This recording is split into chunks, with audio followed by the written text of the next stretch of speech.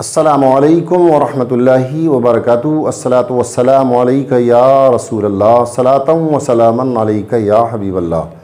دوستو، حبیبی Islamic net work پر آپ کا خیر مقدم ہے، اور آج میں آپ کے سامنے بہت ہی اہم ترین مسئلوں پر گفتگو کرنے کی سعادت حاصل کر رہا ہوں، جو یقیناً ہمارے دینی بھائیوں کے لیے بہت ہی اہم ترین ہیں۔ دوستو، جیسا کہ آپ جانتے ہیں کہ رمضان شریف میں اگر کوئی ہمارا بھائی روزے کی حالت میں سو جاتا ہے تو اور اس سونے کی حالت میں اس کو خواب نظر آیا، یا اس نے کوئی غلط خواب دیکھا اور اسی خواب کے عالم میں اس کو احتلام ہو جاتا ہے، جس کو نائٹ فال کہتے ہیں، تو دوستو ہمارے کچھ بھائی یہ سمجھتے ہیں کہ سونے کے بعد، یعنی رمضان شریف کے دن میں وہ سو گیا اور سونے کے بعد میں اس کو احتلام ہو گیا، تو اب ہمارا وہ نوجوان بھائی یہ سمجھتا ہے کہ اب ہمارا روزہ ختم ہو گیا،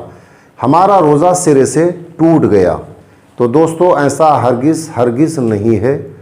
بلکہ مسئلہ یہ ہے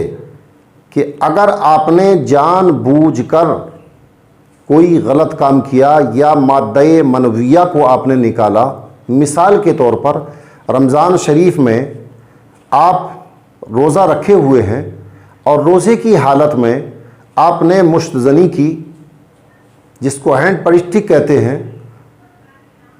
جان بوجھ کر آپ نے مادہ مانویہ کو، اپنی منی کو اپنے آلائے تناسل سے خارج کر دیا، تو اس حالت میں آپ کا روزہ یقیناً ٹوٹ جائے گا۔ یا ہمارے کوئی بھائی شادی شدہ ہیں اور روزے کی حالت میں وہ اپنی بیوی سے صحبت کر لیتے ہیں، تو ظاہر ہے یہ جان بوجھ کر ایسا کیا گیا، تو جان بوجھ کر کرنے میں یقیناً روزہ فاسد ہو جائے گا، اور اس کی قضا بھی ہوگی اور اس کا کفارہ بھی ادا کرنا ہوگا۔ لیکن دوستو، اگر روزے کی حالت میں بندہ مومن سو جاتا ہے اور سونے کی حالت میں اس کو احتلام ہو جاتا ہے، تو یقیناً اس کے روزے پر کوئی فرق پڑنے والا نہیں ہے، اس کے روزے پر کوئی فرق نہیں آئے گا۔ جس طریقے سے روزے کی حالت میں آپ نے پانی پی لیا، آپ کو یاد نہیں تھا، روزے کی حالت میں آپ نے کھانا کھا لیا، آپ کو یاد نہیں تھا، تو جب یاد نہیں تھا تو شریعت آپ کے یاد نہ ہونے پر پکڑ نہیں کرتی ہے، اللہ کریم ہے، کرم فرما دیتا ہے۔ تو دوستو، اگر ایسا حادثہ خدا نخواستہ آپ کے ساتھ میں ہو جائے تو آپ اپنے کو یہ نہ سمجھیں کہ ہم